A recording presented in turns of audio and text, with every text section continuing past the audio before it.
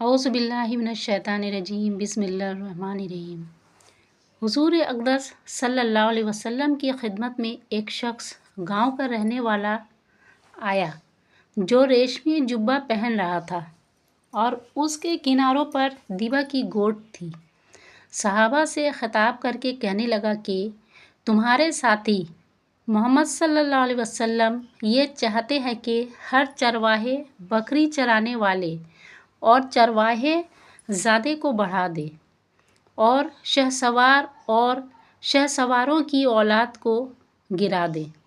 हुज़ूर सल्लल्लाहु अलैहि वसल्लम नाराज़गी से उठे और उसके कपड़ों को गिरबान से पकड़कर ज़रा खींचा और इरशाद फरमाया कि तू ही बता, तो बेवकूफ़ों के से कपड़े नहीं पहन रहा है।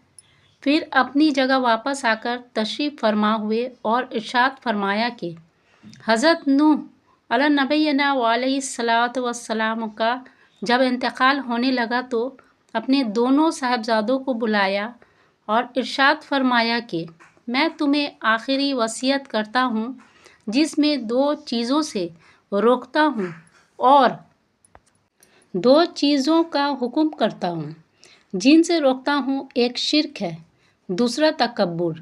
और जिन चीज़ों का हुक्म करता हूँ एक ला इलाहा इल्लल्लाह है कि तमाम आसमानों और ज़मीन और जो कुछ उनमें है अगर सब एक पलड़े में रख दिया जाए और दूसरे में इखलास से कहा हुआ ला इलाहा इल्लल्लाह रख दिया जाए तो वही पलड़ा झुक जाएगा।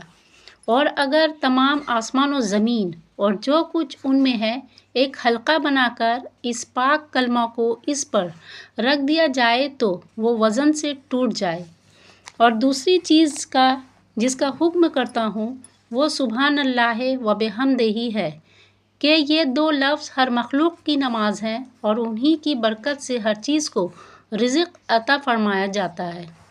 हुज़ूर अक़दस सल्लल्लाहु अलैहि वसल्लम का कपड़ों के मुतालिक इरशाद फरमाने का मतलब यह है कि ज़ाहिर से बातिन पर इस्तिदलाल किया जाता है। जिस शख्स का ज़ाहिर हाल ख़राब है उसके बातिन का हाल भी बज़ाहिर वैसा ही है।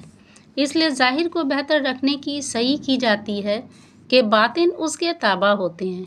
इसीलिए सूफिया कराम ज़ाहिरी तहारत वुज़ू वग़ैरह का एहतमाम कराते हैं ताकि बातिन की तहारत हासिल हो जाए।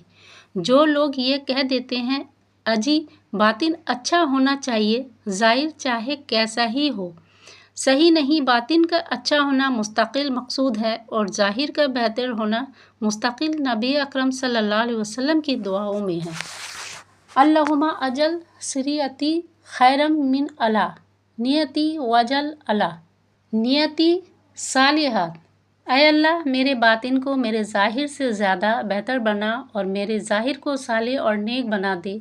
हज़रत उमर फरमाते हैं कि मुझे हुज़ूर अक़दस सल्लल्लाहु अलैहि वसल्लम ने ये दुआ फरमाई थी।